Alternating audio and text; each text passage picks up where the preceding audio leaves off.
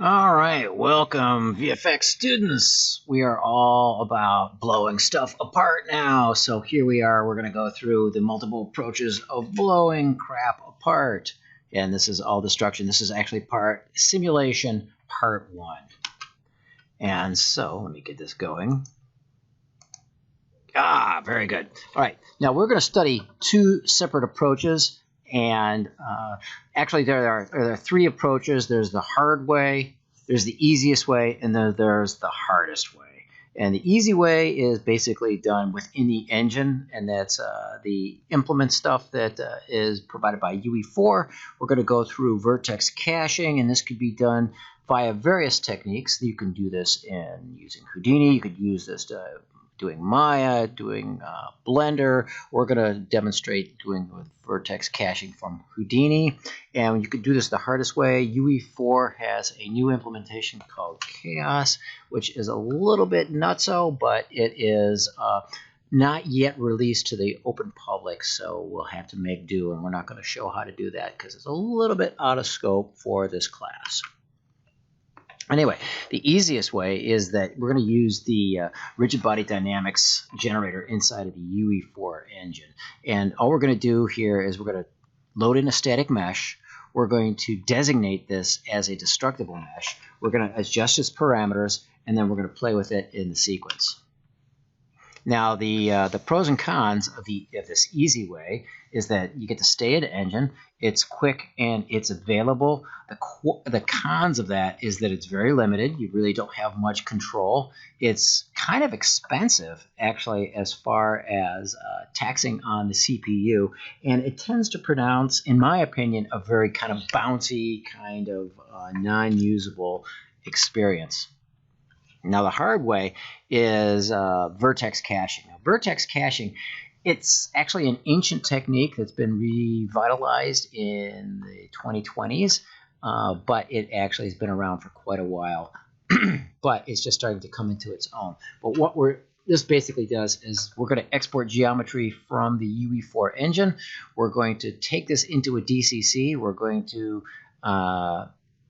create a simulation inside of that simulation, and in that simulation we're going to have a lot of control. We're going to export this simulation back to FBX and possible texture maps. We're going to import that back into engine, and then we're going to play it as a cinematic element. Now, the pros about the hard way, you get total control. That means if you want stuff to blow up in a certain section, you can designate those areas to blow up. If you want things to blow up a little bit more here, a little bit more there, you can adjust all that. It's super fast in game because this is basically done within the context of the material. This is done super, super, super fast. You can use it using assets that have been created ahead of time. You can manipulate its timing. And did I say that it is inexpensive? Yes, it is extraordinarily inexpensive. The cons of this is that you pretty much going to have to use a cinematic in order to expose it, which may not be a bad thing.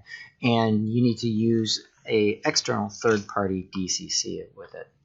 Now, the hardest way, as I mentioned before, was a package called Chaos, and that is inside UE4, and it totally does the rigid body dynamics, it does the Vertex caching, and it does it all within the context of the UE4 engine. However, it's not quite available for the public just as of yet, and you can go ahead and download it from GitHub, and you can go and compile it, and then once it's compiled, you can go and explore with it.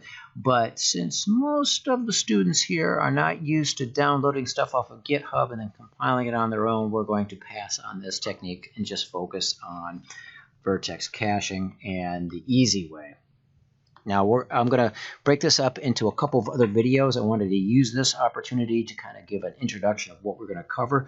The next video we're going to cover is going to be with going over the easy way, and then we're going to have another video or maybe 2 going over the Vertex caching, because that's going to take a lot longer to actually go through.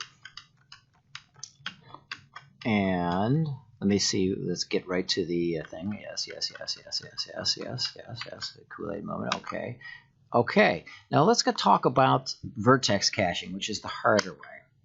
Now, vertex caching is very, very possible. It's a very, very diverse strategy. And the context of what we're going to be doing is we're going to break an object into a chunk or a piece that is going to be considered as an independent character. Now, in the old days, we used to do this by assigning one joint or bone to each piece and then importing that into UE4 or into Game Engine as an entire character in itself. And it basically looked like some kind of octopoidal, kind of like tentacular critter that went run amok. However, with all those joints and bones, it kind of got out of control and it got to be a little expensive memory-wise, so we kind of are looking for a different way. But the ultimate thing is that we're going to use vertex caching to pre-bake the simulation. That means we're going to do the entire simulation in the material using the vertex shader. Now, we're not going to store a chunk's position and rotation for every frame. That can be kind of expensive. So what we're going to do instead is we're going to store the offsets, the offset position or the rotational offset, and for every single frame. And so what that means is that it's going to use just a smaller amount of memory, and the offsets in general on a per frame basis are going to be very small. Now we're going to, what do you do? Where do you store all these offsets or these deltas? We can store them inside the memory of the computer, actually load them in actually as a data set. And but regretfully, the part of storing it inside of memory is that it consumes valuable gameplay memory.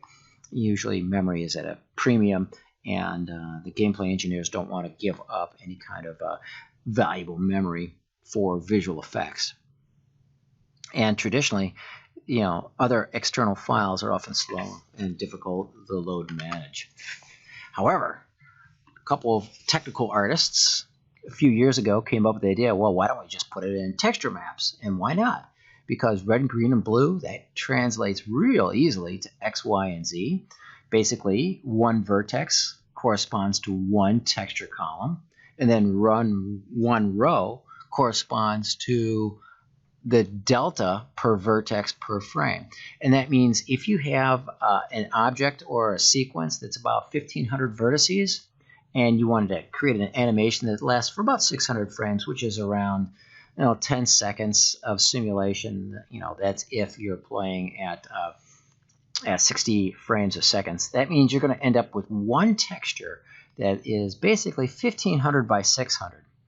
And this texture is, actually pretty quick and easy, and it's not that big, and it actually can be used for a bunch of different reasons. You can use it as a positional guide, you can use it for orientation, you can use it to store normals, you can store the rotations, you can store the dynamic color, you can store point and vertex velocity.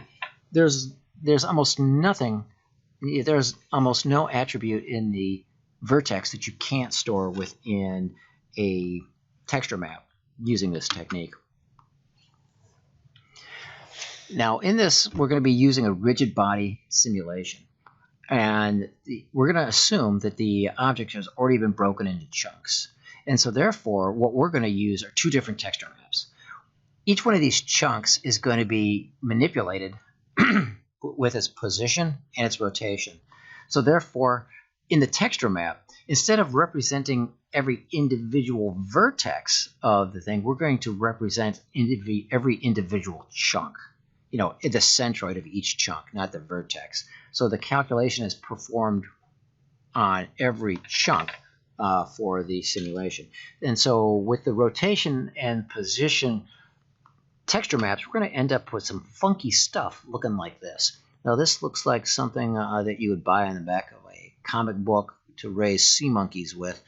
But actually, each one of these columns corresponds to the amount of positional change or the amount of rotational change that happens inside of one chunk over the entire length of the animation. Now, this all happens within the material itself. And believe it or not, once you get into creating materials, this actual material change isn't really that challenging. So if you really want to know more about how to create a material shader to actually handle this vertex caching, come in and talk to me, and I'll be happy to explain it to you. It's a little bit beyond the scope of this class. However, I'd be happy to explain it to you if you are so interested. So come and talk to me if it's something you want to check out. But the thing you do need to know is what are the minimums and the maximums for the position and the rotation. And the reason for that is that because, as you know, all textures are bound between values of 0 and 1. But positions and rotations, they can go up to negative infinity to positive infinity. So that means in order to translate a texture map value excuse me, into a position or a rotation, then we're going to have to take our max value and then we're going to subtract the min value, and that's going to give us our whole range. And then we're going to multiply that times our texture value minus 0.5. Now, why are you subtracting the 0.5 from the texture value? Well, that's because when you take a texture value, it goes between the value of 0 and 1. You subtract 0.5 from it, and then it goes between negative 0.5 and positive 0.5. That's still not quite 1. That's why we multiply by 2. So therefore, that's why we multiply by 2, and then so it goes from negative 1 to 1, and then we multiply that again by the entire range, which is the max minus the min, and then we just add that amount back to the minimum amount, and then we have that new position of the rotation value. Now, the next couple of videos, we're going to go over the easy method, and then we're going to go into more of the vertex caching. So save all your questions and feel free to bring them in, and stay tuned for the next lectures.